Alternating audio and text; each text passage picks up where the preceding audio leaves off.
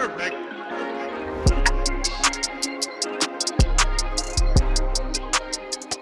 What's up, ladies and gentlemen? This is Ron Murray, and this is another episode of What's the Game Plan. Today, we have what I believe to be one of the better, more competitive games this week with two teams that are vouching for playoff position between the Indianapolis Colts and the Las Vegas Raiders, right? That's a twist now. Last time I think I had a Raiders on before and I messed up. But I have Jubair Ahmed representing the Las Vegas Raiders and Jake Arthur representing the Indianapolis Colts. How we doing, gentlemen? Doing good. How are you? I'm doing well, man. So we got a big matchup. All right. I think we have two teams here that are vying for that 7th seed or even doing more. You know, the Raiders could have been out of it last week if it wasn't for that Hail Mary against the Jets. So we're looking at a team that's looking to bounce back. So, Jake, as the visiting team, we'll give you the floor first to introduce yourself. Yeah, thanks for having me, man. I'm Jake Arthur. I host the Believe in Colts podcast on the Believe Podcast Network. I also cover the Colts for Sports Illustrated at allcolts.com. The podcast is pretty new, just started it week 2 or so, trying to get that up and running. So if anyone wants to follow that on Facebook and Twitter, that's at BLEAVIN Colts. It's spelled weird because it's the Believe Podcast Network is spelled that way. So I get the confusion sometimes. Oh, it's all good, man. I will link that information in the bottom of these show notes. Jubair, how about your show? Hey guys, I'm Jubair. I'm a huge Raider fan, but I live in New York. I have a podcast called Raider Lounge Pod. We've been off for a few weeks since the pandemic hit, but we're gonna get back up and running before the playoffs start again. So, and I used to write for RaiderRamble.com as well. So check them out. It's a good site if you're a Raider fan. Happy to be here, man. There it is. Again, I appreciate you both getting on here. You happen to be in New York, and I know you said with the pandemic. So again, I hope both of your families are well during this time. It is a crazy time in America and all over the world, man. So again, hopefully we're doing this with both of your families safe and not affected at all by the current pandemic that we're in. Yeah, you too, man. Yeah, absolutely. Thank you. No problem. So if you watched the show before, you know how it kind of goes here. We do a 4-round fast question where we pull information from data analytical sites where we quiz our participants on the opposing team. All right. They each get 4 questions. It can vary from anywhere from next gen stats to sharp football stats, pro football focus, or pro football reference. After the end of the 4 quarters, if we have a tie game, we go into what we call an XFL-ish style overtime, where we have 3 questions from 1 to 3 points, and they wage on a degree of difficulty. So if they go for 1 point, it's usually a layup. But if they want to go for 3, then they usually got to dig in the bank. All right. So we have no questions from our participants today. Jake, you are the visiting team. You get to decide whether or not you want to go first or defer to the second half. I'm kicking first. Let's defer. There we go, man. The Colts have a stingy defense, and I think Jake is on roll with that as well. So, Jubair, you up first. What's the game plan? Here we go, sir. In the first quarter, your first question. Rookie running back Jonathan Taylor is heating up at just the right time. In his last 2 games, he has 35 carries for 181 yards with a 5.55 yards per carry. His 609 rushing yards on the year are 3rd best among the rookie running backs and 22nd in the league. According to Sharp Football Stats, directionally speaking, where does Taylor have his highest yards per carry? Now we're talking about the offensive line, directionally speaking. Is it off tackle right? B, behind the center? C, behind the left guard? Or D, off tackle left? Ooh, he's a big, powerful guy. I know Nelson's in the left side, Ryan Kelly's in the middle. So I would say behind the guard, B. So behind the guard is C, behind left guard. Is that what you want? I would go with that, yep. All right, so he says Quentin Nelson and Ryan Kelly gets it done. And unfortunately, he is wrong, ladies and gentlemen. It is off tackle right, all right? So stretches, getting him outside on the perimeter and allowing him, he has a 4.37 speed, so you want to get him outside. Although in the last couple of weeks, he has shown to be able to do it inside. Going outside in that direction, he has 21 carries for 135 yards and 5 runs of 10 yards or more, all right? And he also has a 52% success rate when running off tackle right. So more often than not, that's where he's headed. All right. So I should have my brother here. He's a Colts fan. Oh, hey, man, look, insider trading. Getting information on the other side. All right, Jake decided to go second. Let's see if it bodes well for him here, if he could jump out to an early 7-0 lead. Let's do Jake, it. your question in the first quarter. Tight end Darren Waller is the Raiders' most dangerous threat. According to Sharks football stats, his 62 of his 106 offensive plays are deemed successful. When he is the targeted wide receiver, what is his average yards per catch according to Sharks football stats?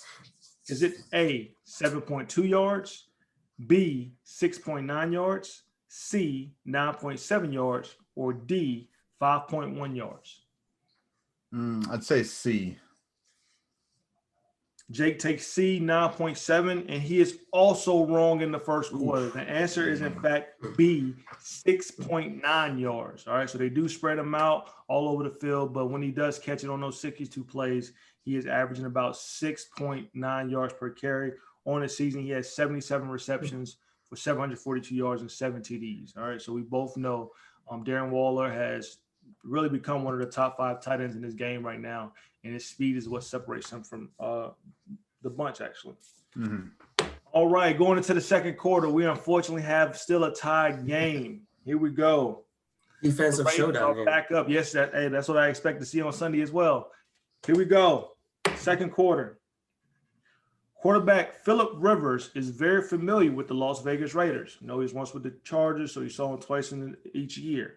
In his 28 matchups, he is 18-10, averaging 254 yards, about 2 touchdowns and 1 interception. What percentage does Pro Football Focus give Rivers to eclipse 300 passing yards on Sunday?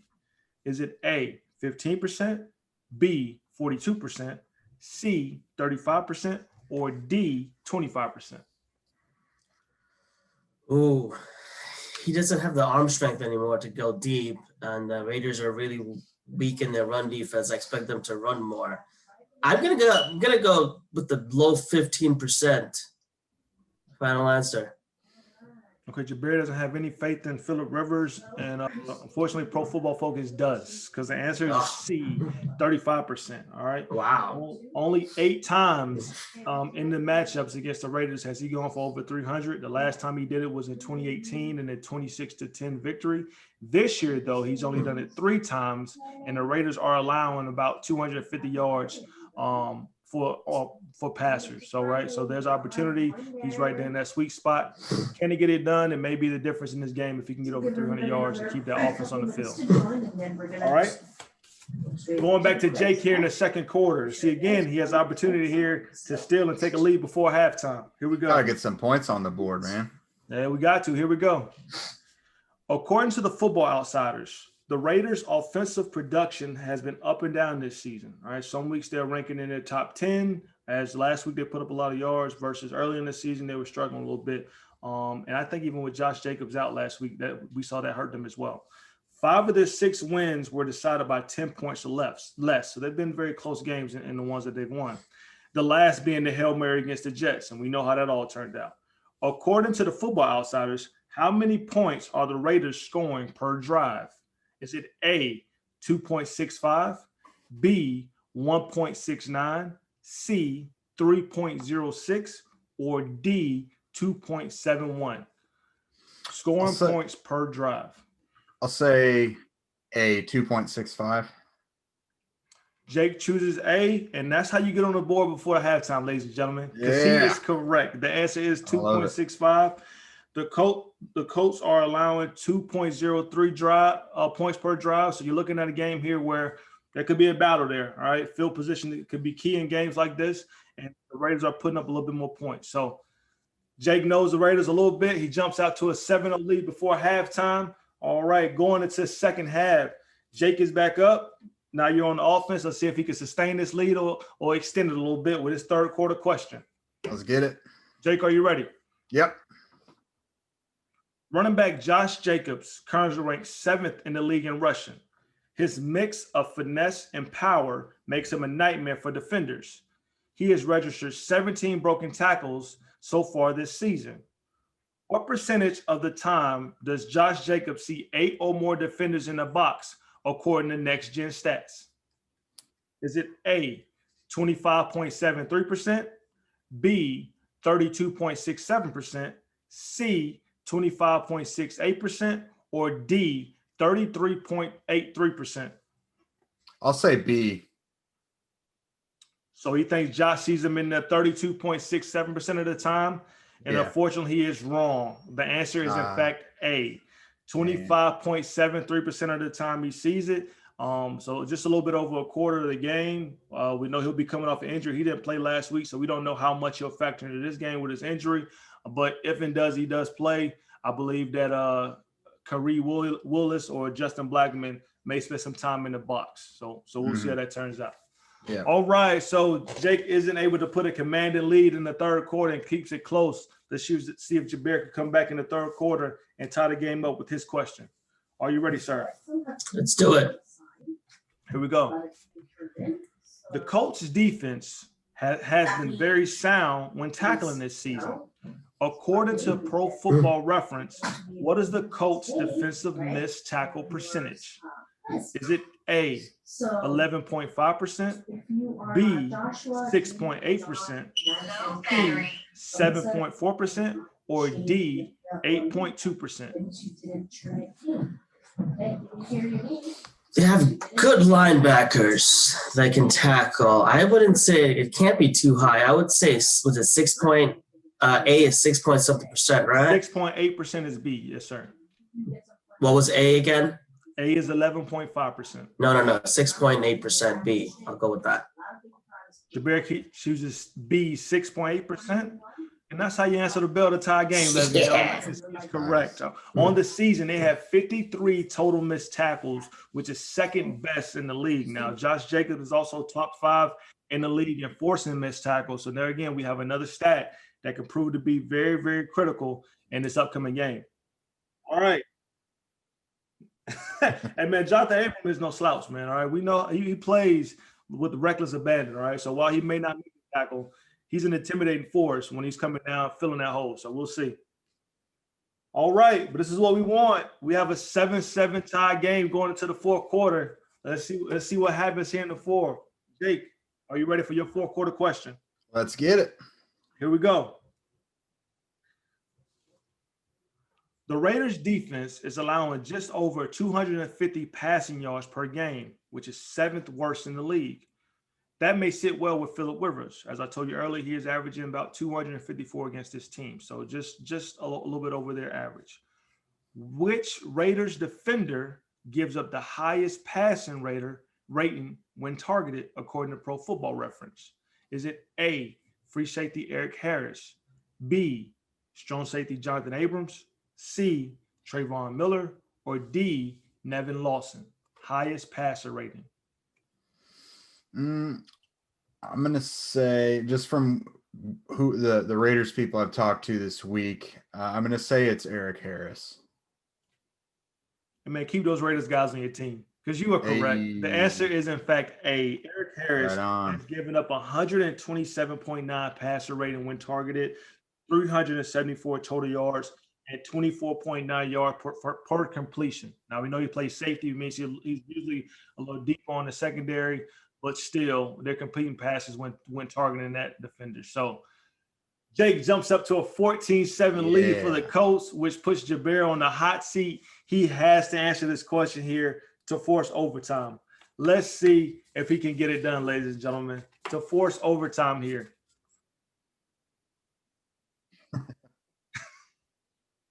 Here we go. Let's see if you can do it. Here we go. To force overtime. The Colts offense operates primarily out of 11 personnel. So 1 running back, 1 tight end, and 3 wide receivers. They're in that 71% of the time. While in that grouping, what percentage of the time are they passing the ball according to Sharp's football stats? Is it A, 52%, B, 66%, C, 46%, or D, 58%? To overtime. Ooh. Usually if you're at 11, you're usually passing. They got some running backs now. They got John. Yeah, they do.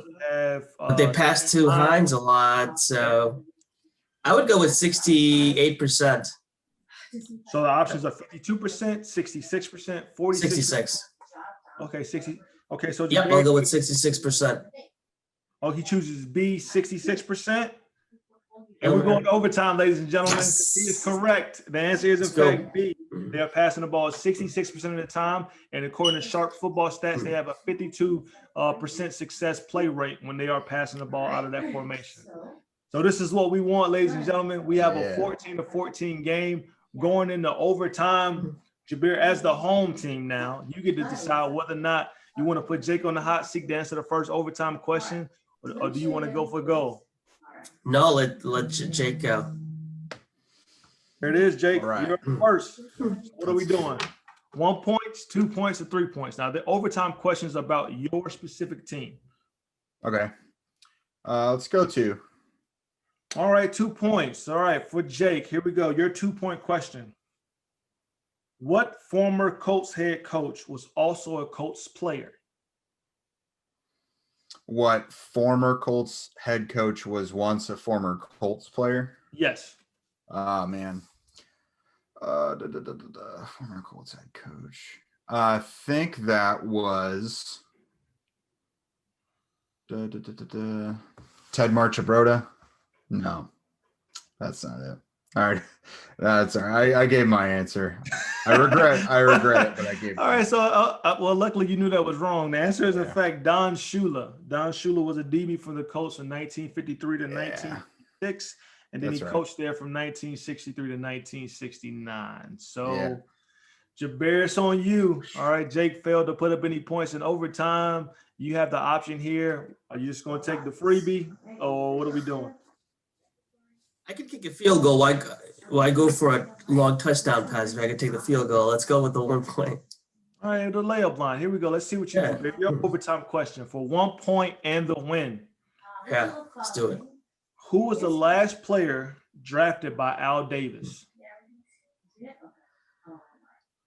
Oh, I have 2 in mind.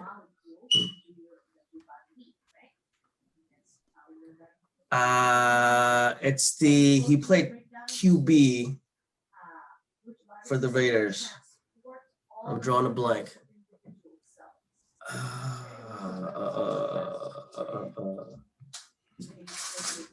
He played QB for the Raiders. He had the longest QB running touchdown in history. You're talking to me and Jake like we're helping you here. No, because I know his name. I know who he is. I can't remember the name, but I know who he is. It's what's his name? Had the longest touchdown for a quarterback against the Steelers.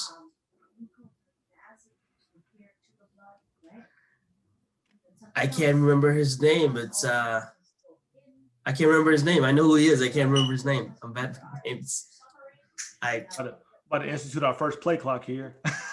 I know. No, I mean, go ahead. I can't remember the name, so I'll. Just throw a guess out, man. Guessing only never hurt anybody, I think. I'm gonna throw out it's not Jason Campbell, but I can't think of anybody else because Jason Campbell is not a runner. You are right. Jason Campbell is not correct. You are thinking about Terrell Pryor. Terrell Pryor. Yeah, I'm sorry, man. You were headed there, but that don't get you the points. All right. I know. So, at least I know who was, but I got you. So unfortunately, nobody got in the first overtime, so we got to continue. All right. So Jubair, you're back up now. You're back on the offense. You lost your layup line question, so now you got to go for either 2 or 3 points. Where we headed? I'll go with 2. All right, here we go. Name the actor that once played for the Oakland Raiders. This former actor once played for the Oakland Raiders. Yeah, he was in Rocky.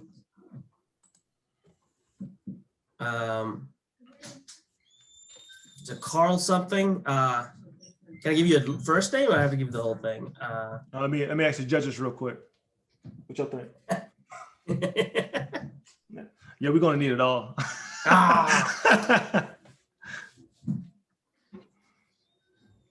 Former actor last played for the Raiders. I thought he was the guy. Fought Rocky. Oh.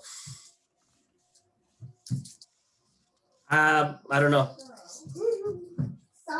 Okay, Carl, I don't know is not the answer. It is in fact Carl Weathers. Carl Weathers, right? Well, played for the Raiders in 1970, 1971, and you're right. Also starred in Rocky. You are correct. He is. I should have points for these. Hey, we don't have fights here, man. It's all or nothing. Jake, Bill Romanowski too. He's technically in a couple Adam Sandler. Yeah, movies. exactly. He's in Adam Sandler. He's also in The Longest Yard, if I'm not mistaken. Yep. So you're all right. That's another. I would call him an actor, though. I guess. Yeah. No, I don't think you could. Yeah. Here we go, Jake. All right. So again, back on you. You still have your layup line question with 1 point or 3. Where we going? We're kicking one and we're getting out of here. Like Matt Hasselbeck said, we're gonna take the one and we're gonna win this score. Oh. Here we go, Jake, for 1 point and the win. What former first-round pick never played a game for the Indianapolis Colts?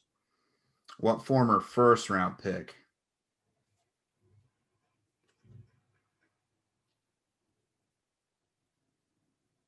Oh, John Elway. There it is, ladies and gentlemen. That's the game. As we know, John Elway said, I am not playing for the Colts, and was shipped out of there before ever stepping on the field in an Indianapolis Colts uniform. So you're getting me with these Baltimore Day questions. hey, man, it's all part of the history. It's all part of the history. Yeah. But it wasn't that hard. I mean, if you follow football, then we know. I had to think for a second. There we go. And that's what we want, guys. That's what we do this. And again, in a very fun and competitive match, we have a 15-14 win by Jake representing the Indianapolis Colts. Sir, the floor is yours for a victory speech. Yeah, man. Just shout out to you. Thanks for reaching out to us. I like I said earlier, I think this is a really cool idea. It's unique. I haven't seen anyone doing that before. So thanks for reaching out to me, man. There it is. No problem at all. So sorry, Jubair, you don't get a victory speech, but you do get the opportunity to say what you think the score of the game will be. Since our right tackle, I believe the best right tackle in the game, Trent Brown, is back this week. I like our chances. Jonathan Abram should be back. Our running back should be back. Josh Jacobs. I think it'll be a close game because our defense is horrible, but I got to go 27-24 Raiders. I like it. Another under 7-point game there. I like it. Jake, how about for yourself? Yeah, I think kind of similar. I'm going to ratchet up the scoring a little bit. I was thinking Colts like 31-27 about there. Okay, so both participants are taking their individual teams. No upsets there. I myself don't have a team here. I'm just hoping for a very exciting, competitive, and safe, injury-free game. All right. I want a prediction though. I want to see who you think is going to win. Well, I got the Colts on the road. All right, I got the Colts on the road. I don't think it'll be as high scoring. I think it'll be either a 21-10 game. I think Josh Jacobs coming back gives a little bit more. It makes the Raiders offense a little bit more viable versus what it was last week. But I don't know if he's at 100% health yet. So I think we are expecting a lot more from him than I think he'll actually produce. So I don't think you move the ball as well, and I don't think you score as well. So 21-10 Colts. Who need this game. Well, both teams need it to stay in that playoff hunt. So, Jake, as the winner, you will receive a shirt that says, hey, Colts, hire me as a scout, because you obviously know your business as it comes to scouting out your opponents. Other than that, gentlemen, again, I want to thank you both for participating in today's episode. Again, this is Rod Murray. What's the game plan? Thanks for watching.